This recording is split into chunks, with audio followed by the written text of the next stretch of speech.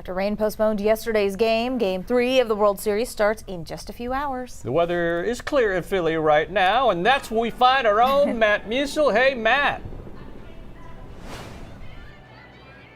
Hey guys, you are correct. It's a beautiful night for baseball here in Philadelphia. And again, one of the keys for the Astros will be the play of second baseman José Altuve.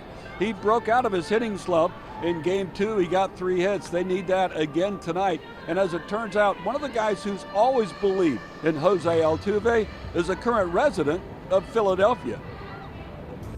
I can remember scouts saying, you know, he's only 5'3" and all this kind of stuff. I said, well, if he hits 250, he's 5'6". As it turns out, he's 6'2". Between Most Valuable Player awards, All-Star games, and obviously, you know, the big ring on his finger from World Series play. Wade is now retired, but went full circle with his baseball career. After interning with the Phillies, he became media relations director with the Astros in the late 70s.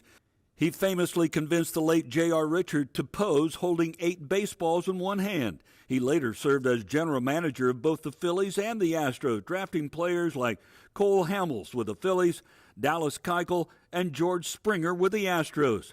But José Altuve still stands tall among all the greats he's worked with as a GM. When you met him and then you got to know him, what impressed you the most about José? Well, I'm a big believer in character and makeup. You know, it doesn't rule the day. Obviously, talent rules the day when you get to the big leagues. But when you have somebody that with his type of makeup, because I'm sure it wasn't the first time that, you know, he heard, you know, the undersized kind of things. He never let any of that bother him.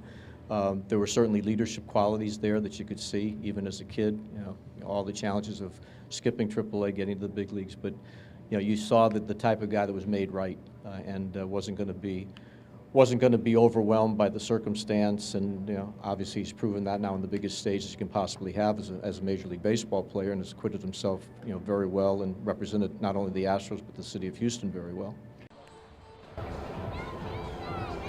Again, José broke out of his slump in Game 2. The Astros need him to continue to produce at the top of the lineup if they're going to win what could be a very pivotal Game 3 tonight.